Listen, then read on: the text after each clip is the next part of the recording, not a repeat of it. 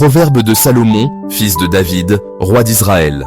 Pour connaître la sagesse et l'instruction, pour comprendre les paroles de l'intelligence, pour recevoir des leçons de bon sens, de justice, d'équité et de droiture, pour donner aux simples du discernement, au jeune homme de la connaissance et de la réflexion. Que le sage écoute, et il augmentera son savoir, et celui qui est intelligent acquérera de l'habileté, pour saisir le sens d'un proverbe ou d'une énigme, des paroles des sages et de leurs sentences. La crainte de l'Éternel est le commencement de la science. Les insensés méprisent de la sagesse et l'instruction. Écoute, mon fils, l'instruction de ton père, et ne rejette pas l'enseignement de ta mère, car c'est une couronne de grâce pour ta tête, et une parure pour ton cou. Mon fils, si des pécheurs veulent te séduire, ne te laisse pas gagner. S'ils disent, viens avec nous, dressons des embûches, versons du sang, tendons des pièges à celui qui se repose en vain sur son innocence. Engloutissons-les tout vifs, comme le séjour des morts, et tout entier, comme ceux qui descendent dans la fosse. Nous trouverons toutes sortes de biens précieux, nous remplirons de butin nos maisons. Tu auras ta part avec nous, il n'y aura qu'une bourse pour nous tous.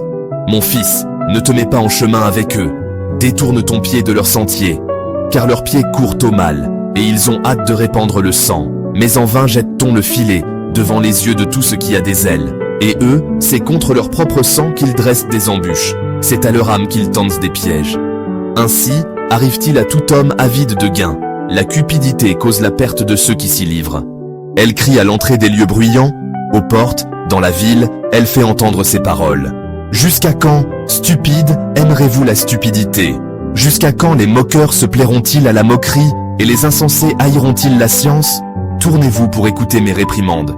Voici, je répandrai sur vous mon esprit, je vous ferai connaître mes paroles, puisque j'appelle et que vous résistez, puisque j'étends ma main et que personne n'y prend garde, puisque vous rejetez tous mes conseils et que vous n'aimez pas mes réprimandes, moi aussi, je rirai quand vous serez dans le malheur. Je me moquerai quand la terreur vous saisira comme une tempête, et que le malheur vous enveloppera comme un tourbillon, quand la détresse et l'angoisse fondront sur vous.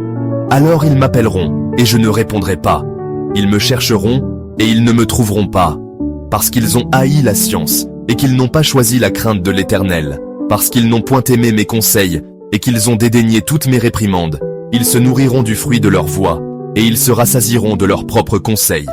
Car la résistance des stupides les tue, et la sécurité des insensés les perd. Mais celui qui m'écoute reposera avec assurance. Il vivra tranquille, et sans craindre aucun mal.